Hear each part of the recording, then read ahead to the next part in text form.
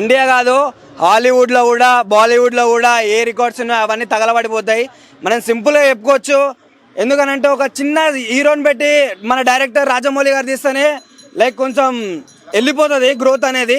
అట్లాంటిది మహేష్ బాబు అని అంటే చుట్టుపక్కలైనా సరే, హాలీవుడ్లో అయినా సరే, ఎవడైనా ఎక్కడైనా సరే తెలియనివాడు అంటూ ఎవడు ఉండడు. సో గెట్ రెడీ అందరూ. ఇది మన ఇండియాకి సంబంధించింది కాదు, ఇది వరల్డ్ వైడ్గా ఓ పాన్ ఇండియాకే పాన్ ఇంటర్నేషనల్ మూవీ అని చెప్పేసి నేను చెప్తున్నా. సో అందరిలాగా నేను వెయిట్ చేస్తున్నా, ఒక మహేష్ బాబు అభిమానిగా ఇంకా గుండె చించుకొని మరి వెయిట్ చేస్తున్నా. సినిమా గురించి అంతా రెడీగా ఉండండి. లైక్ బ్రో అయితే ఇప్పుడు మహేష్ బాబు ఇంతవరకు స్టైలిష్ లుక్ లో కనపడన్నాడు, మాస్ కనపడినాడు. కానీ రాజమౌళి అంటే ఒక ఎక్స్పెక్టేషన్ ఉంటుంది జనాలకి. అంటే లైక్ ఒక భారతం కానీ అంటే మహాభారతం కానీ ఇట్లాంటివి ఉంటాయి అన్ని స్టోరీస్ చూసుకుంటే. లైక్ దీంట్లో సెట్ అవుతాడని ఒక ఇది ఉందా? కంపల్సరీ ఉందన్న. ఏదైతే సెట్ కాకపోతే అసలు డైరెక్టర్ చిన్న డైరెక్టర్ కాదు కన్నా, సెట్ కాకపోతే అరే వద్దులే అని చెప్పేసి ఆలోచించుకుంటాడు. ఓ 2-3 సంవత్సరాల నుంచి ప్లాన్ చేసుకొని వస్తుండు మనోడు రాజమౌళి. అట్లాంటిది మహేష్ బాబు గారితో అంటే ఇంకా అది పిచ్చి పీక్స్ లెవెల్స్కి వెళ్ళిపోతుంది.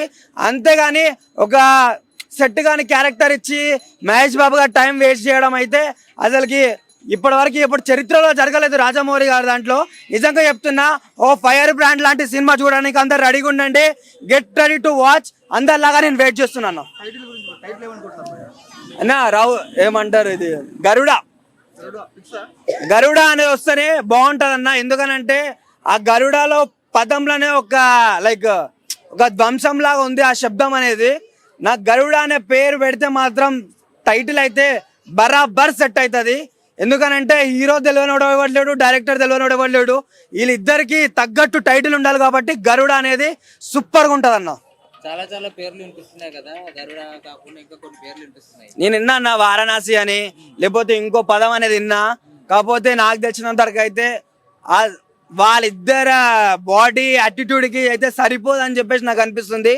గరుడ అనేది కంపల్సరీ ఒక బ్లాక్ బస్టర్ పేరు, బ్లాక్ బస్టర్ టైటిల్ అని చెప్పేసి మనం అనుకోవచ్చు.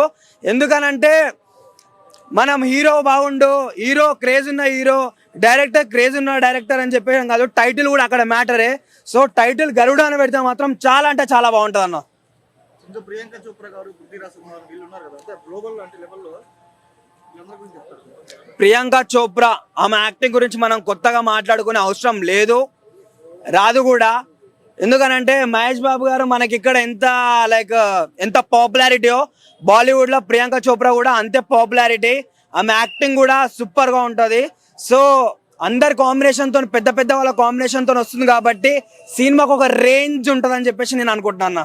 అంటే దీంట్లో ఇప్పుడు రాజమౌళి తీస్తే మాత్రం ఒక హై లెవెల్లో బడ్జెట్లో తీస్తాడు కదా, సో ఇప్పుడు అది అందుకోగలదు కదా సినిమా. చెప్తున్నా అన్న, 120 దేశాలంటే ఆశా తమాషా కాదు.